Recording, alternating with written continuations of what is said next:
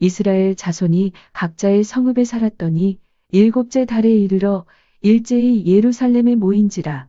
요사닥의 아들 예수아와 그의 형제 제사장들과 스알디엘의 아들 스룹바벨과 그의 형제들이 다 일어나 이스라엘 하나님의 제단을 만들고 하나님의 사람 모세의 율법에 기록한 대로 번제를 그 위에서 드리려 할세. 무리가 모든 나라 백성을 두려워하여 제단을 그 터에 세우고 그 위에서 아침 저녁으로 여호와께 번제를 드리며. 에스라 3장 1절에서 3절까지의 말씀입니다.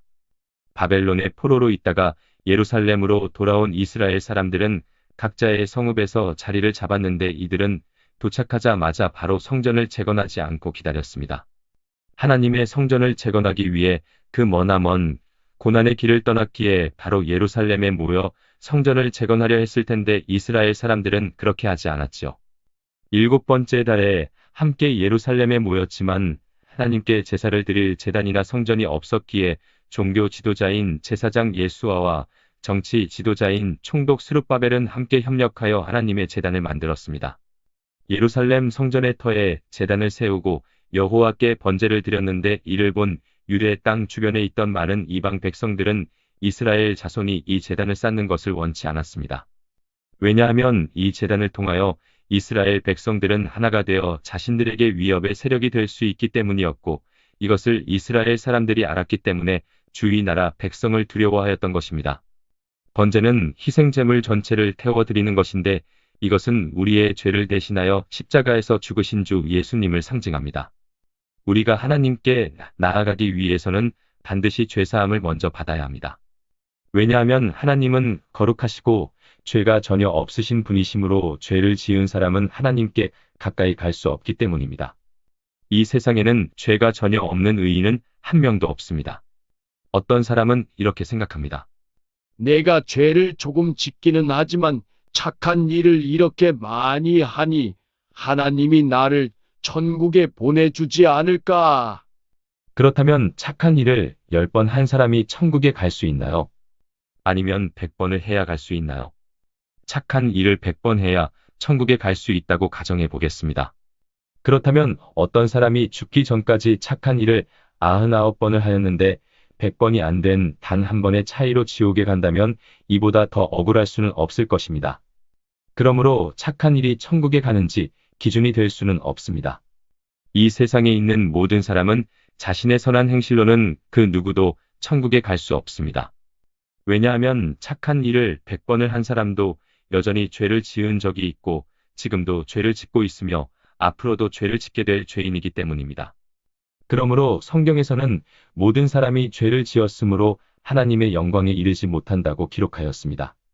죄인이 자신의 노력으로 하나님께 갈 수 있는 방법은 그 어디에도 없습니다. 이런 죄인을 대속하기 위해 예수께서 오셨습니다.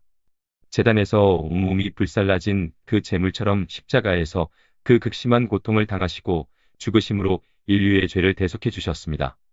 아무런 죄가 없는 그분이 죄인인 우리를 위해 당하신 고통은 참으로 끔찍하였습니다. 번제로 제물이 드려지는 것은 참으로 끔찍한 것입니다. 칼로 번제물을 죽이고 그 피를 번제단 사방에 뿌리게 되므로 제물을 드리는 그곳에는 피비린내가 진동하였습니다. 제물의 껍질을 벗기고 몸을 조각조각 분해시키고 내장까지 다 드러내서 물로 씻은 후 마지막으로 전체를 뜨거운 불에 올려놓아 완전히 불살라 버립니다.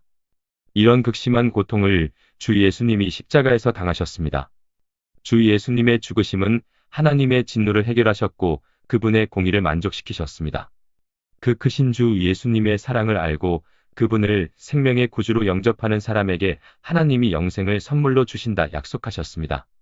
제사장들과 레위 사람들과 나이 많은 족장들은 첫 성전을 보았으므로 이제 이 성전의 기초가 놓임을 보고 대성통곡하였으나 여러 사람은 기쁨으로 크게 함성을 지르니 백성이 크게 외치는 소리가 멀리 들리므로 즐거이 부르는 소리와 통곡하는 소리를 백성들이 분간하지 못하였더라. 에스라 3장 12, 13절 말씀입니다. 이미 바벨론으로 끌려가기 전에 첫 성전을 보았던 나이 많은 사람들은 성전의 기초가 놓임을 보고 대성통곡을 합니다. 이는 70년간 잃어버렸던 성전이 눈앞에서 기초가 놓임을 보고 감격을 하기도 했겠지만 더 큰 이유는 솔로몬의 대성전에 비하여 너무도 초라한 모습의 성전 기초를 보니 기가 막힌 마음도 있었을 것입니다. 초라한 성전의 기초를 보고 예전에 솔로몬 대성전을 상기하는 족장들의 마음은 과연 어떠하였을까요? 하나님께서 선지자들을 통해 경고하실 때 그때 들었으면 이런 고난도 당하지 않았을 텐데 그때 그 말을 들을 걸. 다시 그때로 돌아간다면 정말이지 정신 차리고 하나님의 말씀대로 살았을 텐데. 아마도 이런 마음 아니었을까요? 사랑하는 형제, 자매 여러분, 우리들 역시 신앙생활 가운데 적지 않은 하나님의 다루심을 받았을 것입니다. 다행히도 하나님의 경고를 받아들여 잘못된 삶에서 완전히 돌이켰다면 나이 많은 족장들과 같은 대성통곡을 하지 않겠지만 만일 하나님이 말씀하시는 그 음성을 듣기만 하고 여전히 변화되지 않고 전에 내가 하나님의 말씀에 순종하지 않고 살았어도 별 탈 없이 지내왔고 오늘도 내가 대충 살아도 별 일도 안 생기고 있으니 앞으로도 별 문제 없을 것이라 생각하지 마십시오. 우리는 하나님의 자녀들이기 때문에 포로로 잡혀 가야만 비로소 정신을 차릴 수 있을 것이라 하나님이 판단하신다면 다시 돌이킬 수 없는 그런 일을 맞이하게 될 수도 있습니다. 자식이 잘못된 길을 가면 그 자식을 사랑하는 부모가 징계를 주는 것처럼 우리의 아버지이신 하나님은 자녀인 우리를 사랑하기 때문에 잘못된 길을 갈 때 환경을 통해 징계를 주심으로 다시 하나님께로 돌아오길 원하십니다. 하나님이 주신 이 소중한 일생을 하나님 뜻대로 살지 못했던 지나간 잘못을 후회하며 통곡하는 가련한 일생으로 마치겠습니까? 다시 에스라 3장 1절 말씀을 보겠습니다. 이스라엘 자손이 각자의 성읍에 살았더니 일곱째 달에 이르러 일제히 예루살렘에 모인지라. 그들은 손꼽아 기다려왔던 일곱째 달이 이르자 일제히 예루살렘에 모였는데 안정된 바벨론을 떠나 모든 기득권을 다 포기하고 맹수와 강도가 위협을 하는 예루살렘으로 향하는 여행길에 오르게 된 것도 바로 이 날을 위한 것이었습니다. 바벨론에서 안정된 삶을 살았던 그 모든 세월이 이들을 만족시킬 수가 없었고 바벨론을 떠나 유대 땅으로 온 후에도 그들은 현재의 삶에 만족할 수 없었습니다.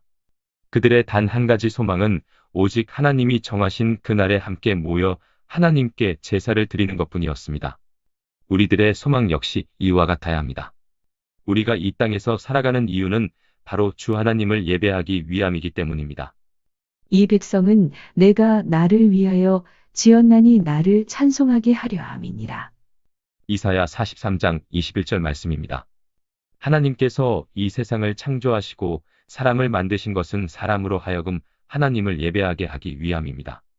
그런데 사람들은 이것을 잊어버리고 오히려 하나님을 이용하여 자신의 목적을 이루기 원합니다.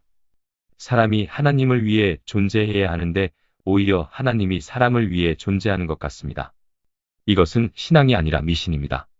그런데 어떻게 보면 정상적인 신앙생활하는 사람들보다 미신을 믿는 사람들의 열심이 더합니다. 무당 앞에서 자신의 소원을 이루기 위해 얼마나 손을 비비면서 정성으로 기도하는가요? 그 소원을 이루기 위해 무당에게 바치는 돈 또한 작지 않습니다. 그리스도인이 성경책을 귀하게 여기는 것보다 오히려 무당이 만들어준 부적을 이들은 더 귀하게 여깁니다. 하지만 그 누구도 미신을 섬기는 사람들을 신앙인이라 부르지 않는데 신앙과 미신의 차이는 무엇인가요? 미신을 믿는 목적은 돈을 바치고 정성을 바쳐 신의 마음을 얻어 자신의 목적을 성취하는 데 있습니다. 하지만 신앙은 하나님의 생각을 변화시켜 내게 필요한 것을 얻어내는 것이 아니라 하나님의 말씀으로 인해 자신이 변화받는 것입니다. 그러므로 자기가 변하지 않는, 변하기를 거부하는 그런 믿음이란 미신에 지나지 않습니다. 기도원에 가서 금식으로 기도하면서 육신의 만족을 위한 소원을 아뢰고 그 소원을 하나님이 들어주시기만을 구하는 것은 진정한 신앙의 모습이라 볼 수 없고 오히려 미신에 가깝다고 할 수 있습니다. 매일 여러분들이 기도하는 소망은 무엇인가요? 돈 잘 벌고 자식 잘 되고 속 썩이는 저 남편이란 인간 변화받아서 양과 같이 온순해지는 것인가요? 그렇다면 그것이 주된 기도라면 돌이켜야 합니다. 우리가 하나님께 기도하는 목적은 하나님의 생각을 변화시키려는 것이 아니요 예수 믿어 세상 복받고 자식 잘 되려고 하는 것도 아닙니다. 우리는 마땅히 상대방의 변화를 위해 기도하기 전에 나 자신이 변화받기를 기도해야 합니다. 제발 나 좀 변화시켜 주세요. 오늘도 저 형제가, 저 자매가 못난 나 때문에 상처를 받았답니다. 여기저기 다니며 사고만 치는 망나니와도 같은 저를 구원해 주세요. 제가 변화받아서 하나님께 쓰임받는 사람이 되게 해 주세요. 내 평생을 통해 오직 하나님만을 찬송하고 그분께 영광을 돌리게 해 달라는 그런 기도야말로 진정한 신앙인의 기도라 할 수 있고, 이것이 하나님이 우리를 부르신 목적이요, 우리 그리스도인들이 걸어가야 할 인생의 목표입니다. 어떻게 하시겠습니까?